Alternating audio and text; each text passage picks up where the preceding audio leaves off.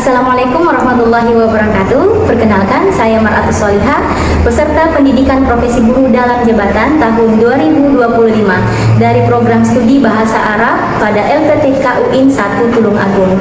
Pada praktek pembelajaran ini, saya akan menggunakan model pembelajaran proyek based learning. Berikut ini adalah video.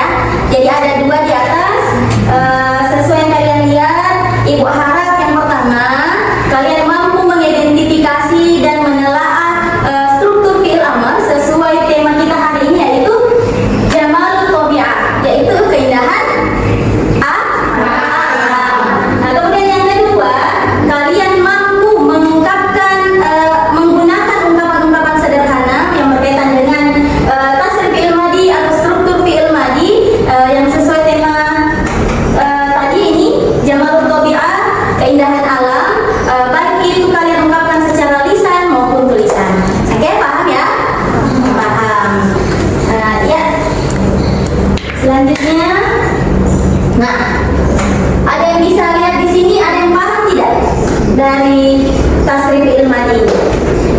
Minggu lalu kan Ibu sudah jelaskan bagaimana cara membuat fi'il amar. Nah, sekarang kita akan bahas bagaimana cara membuat fi'il amar sesuai dhamir. Nah, jadi untuk fi'il amar ini cuma berlaku pada dhamir mukhatab. Apa itu dhamir mukhatab? Orang kedua, orang yang kita ajak berbicara. Jadi cuma berlaku pada dhamir mukhatab, yaitu anta, antuma, antun, anti, antuma, antuna. Oke, ada 6 ya, ada 6. Nah, perhatikan coba, kira-kira di antara 6 ini ada perbedaan tidak? Ada tidak perbedaan penggunaannya? Saskia, ada tidak? Iya, ada. Nah, anta tinggal kita ucapkan sesuai yang saya jelaskan tadi. Tinggal mensukunkan huruf baris akhirnya, ya, harkat akhirnya disukun. Tapi beda dengan antuma, ya. Antuma ini dia tambah huruf alif. Kan di sini sudah ada catatan. Ketika kalian mengubahnya menjadi antuma, di sini uf'ul berubah menjadi uf'ula. Oke? Tapi sebelumnya ingat, perhatikan baris dari lam berubah menjadi fathah. Paham ya? Paham. Oke. Kita masuk ke antum. Antum apa huruf tambahannya? Ya, tapi waw dan alif. Nah, tapi sebelum waw dan alif, barisnya menjadi doma. Oke. Untuk anti, apa huruf tambahannya? Oke, ada ya sukun di sini. Kita tambahkan ya sukun di akhir, dari uf'ul menjadi uf'uli.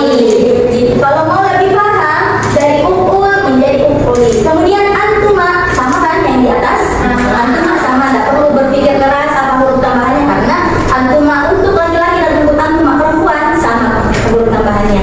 Sama-sama ditambahkan alif. Tambahkan alif. Kemudian antuna huruf tambahannya apa? Nah, uf'ul. Oke, sampai sini paham? Kalau begitu saya tanya dulu sedikit, boleh? Nurul, seandainya ibu mengatakan, ibu menyuruh Nurul mengubah kata ijlis sesuai yang ini, sesuai dhamir antum, bunyinya bagaimana? Ijlis menjadi ijlisu. Oke, bagus. Baik. Ijlisu. Bagus sekali. Untuk siapa lagi di sini? Mila, Jamila. Jamila, kalau ibu kasih kata udhul, masuklah, kira-kira bunyinya apa kalau sesuai anti? Udhul.